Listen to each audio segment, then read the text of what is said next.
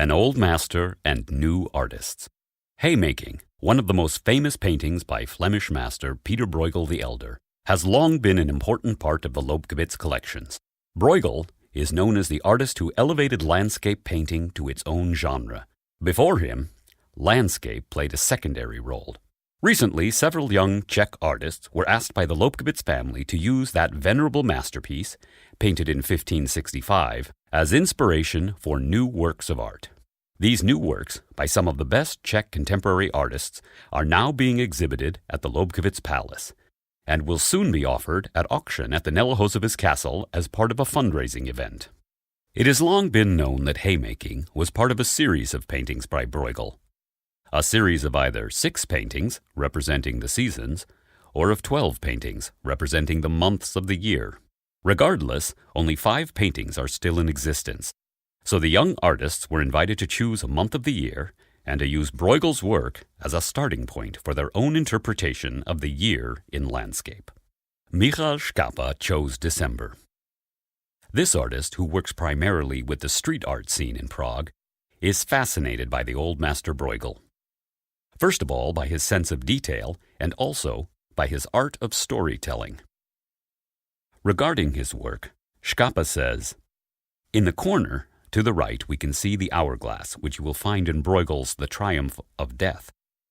To the right, there is a scene framed by an animal's skull, which you will find in his painting, The Procession to Calvary. I have loved Bruegel since I was 10 years old when I discovered The Triumph of Death in the National Geographic magazine, and I spent hours observing this picture. The sculptor Matěj Hayek and the photographer Bet Orton collaborated on an interpretation of the month of February. One way their work differs from Bruegel's is that there are no human figures seen.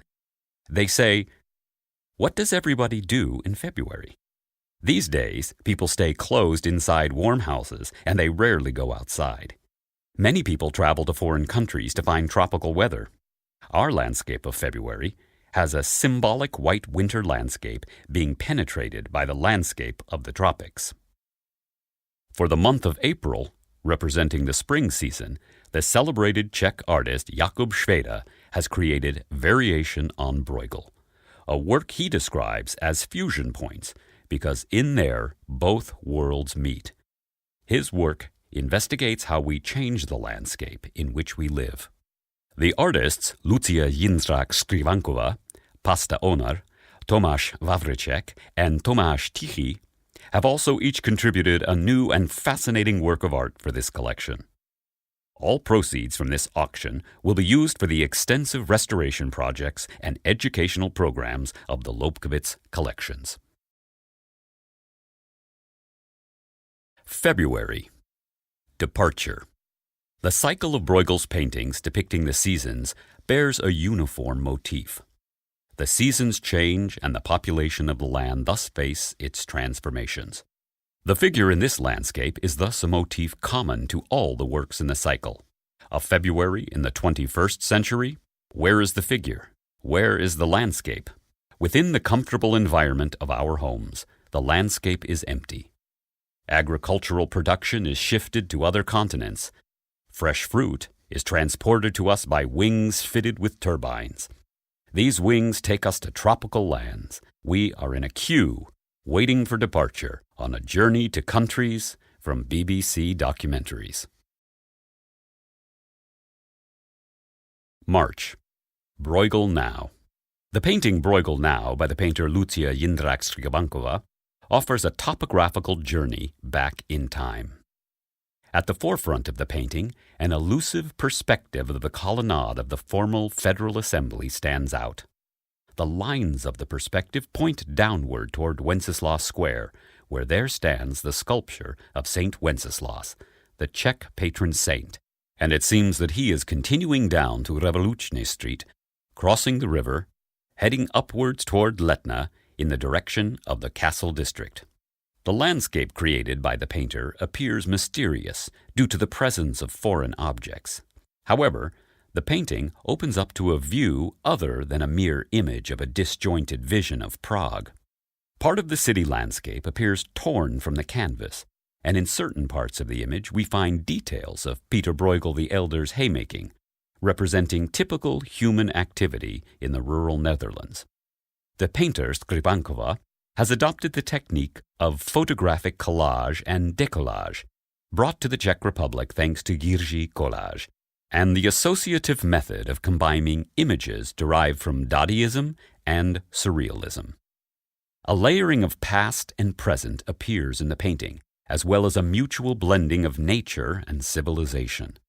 The modern architecture of Prague and the rural landscape of the Netherlands, which is colored red at sunset.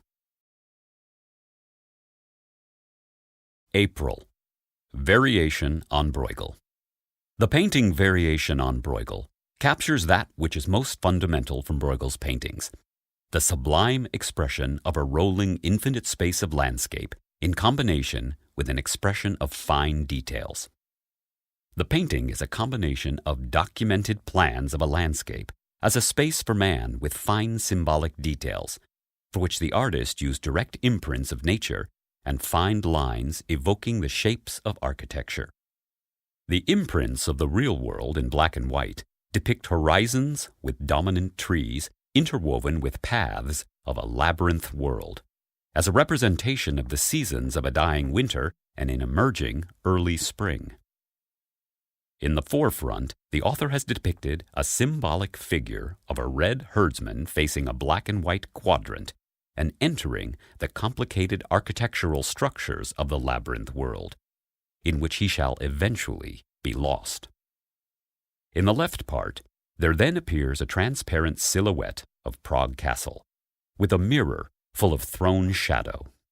Above these motifs, there spills out an explosion of a spring landscape, the defining element of the optimism of natural processes.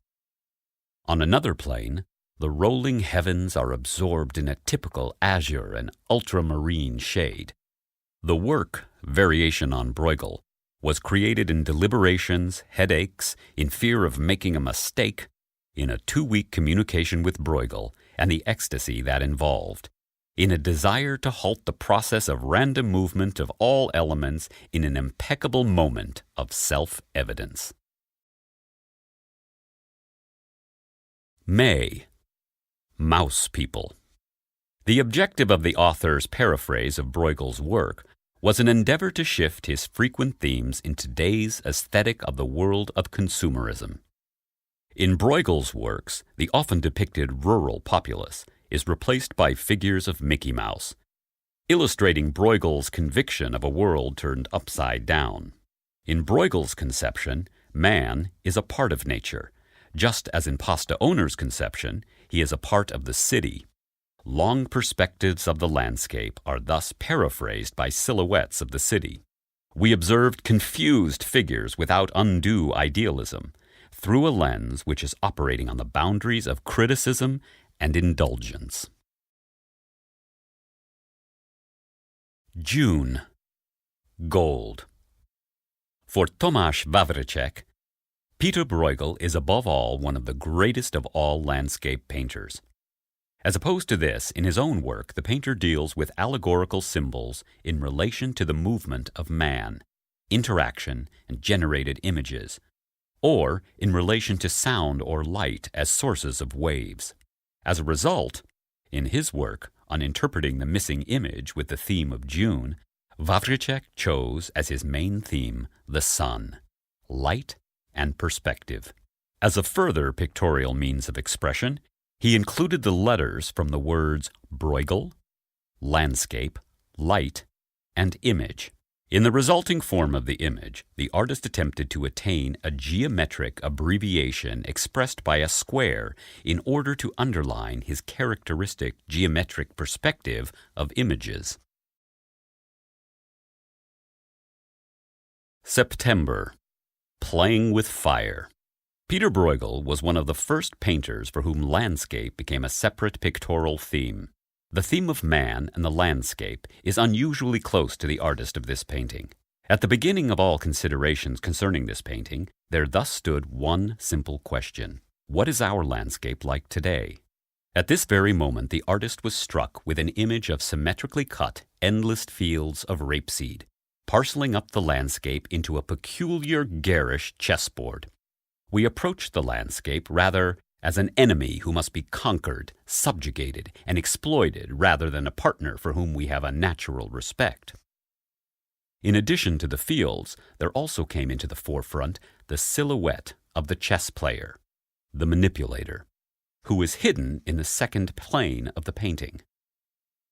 The central motif of the painting is the burning figure of the old woman, bearing heavy buckets of water.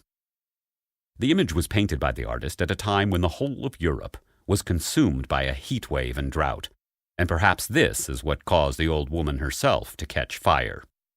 It was important to paint the motif in such a manner that the figure appeared disinterested, as if unaware of the seriousness of the situation.